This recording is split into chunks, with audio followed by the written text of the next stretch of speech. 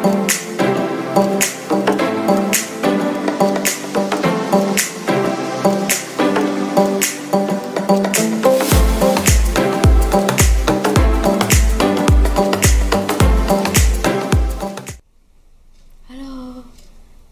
back to my YouTube channel. Perkenalkan, nama saya Zata Ivanadina. Di video kali ini, saya akan membahas tentang minat baca. Think before you speak, read before you think, from Leibowitz. Today a reader, tomorrow a leader, Margaret Fuller. Aku rela di penjara asalkan bersama buku, karena dengan buku aku bebas. Muhammad Hatta.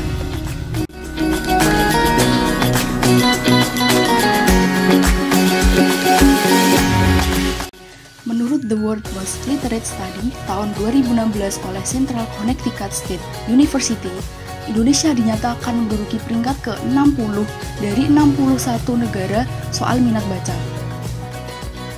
Indonesia persis di bawah Thailand dan di atas dari Botswana, negara Afrika bagian selatan. Lalu, benarkah minat baca di Indonesia serendah itu?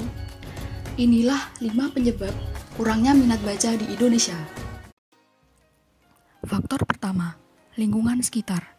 Lingkungan hidup di sekitar kita merupakan faktor penting dalam kehidupan. Karena, secara tidak langsung, lingkungan sekitarlah yang membentuk kebiasaan kita. Lingkungan keluarga misalnya, lingkungan ini adalah yang paling dekat dengan kita. Jika lingkungan di keluarga kita saja sudah tidak membudayakan kebiasaan membaca, atau bahkan membeli buku pun tidak diperbolehkan, jika begitu, dari mana benih-benih minat baca dapat tumbuh? Ditambah lagi, jika lingkungan pertemanan kita juga tidak gemar membaca. Yang kedua, generasi serba instan. Semakin lama, generasi kita ini menginginkan segala sesuatunya serba cepat atau instan dan mulai tidak menghargai proses. Padahal, membaca sebuah buku, baik dari yang tipis sampai yang tebal, semuanya pasti membutuhkan proses membaca. Tiap halaman per halaman dan bab per bab harus kita lalui dan nikmati.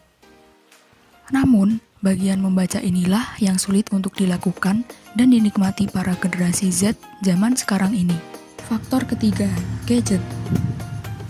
Kembali lagi membicarakan generasi milenial dan generasi Z, sekarang ini pun anak bayi saja sudah mengenal gadget. Gadget zaman sekarang ini memang multifungsi, bisa untuk menonton televisi, selfie, dan pastinya untuk bermain games sebagai sarana hiburan. Hanya dengan satu gadget kita bisa melakukan banyak hal sekaligus melupakan banyak hal. Contohnya membaca buku.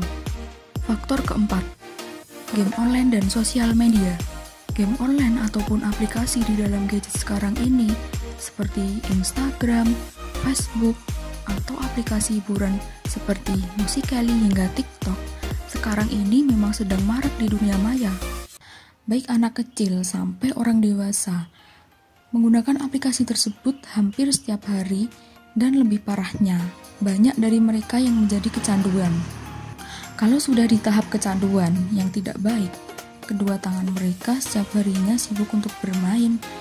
Jadi, jangankan untuk menyentuh buku, untuk makan ataupun bersosialisasi dengan sesama pun terkadang mereka hampir lupa. Memang, game online dan aplikasi hiburan tersebut dapat berfungsi sebagai media untuk melepaskan penat dan stres setelah beraktivitas. Tetapi, terkadang kita lupa bahwa buku juga dapat menjadi media lain yang bisa membantu meredakan stres tanpa harus takut akan radiasi yang dikeluarkan oleh gadget kita. Faktor kelima, diri sendiri.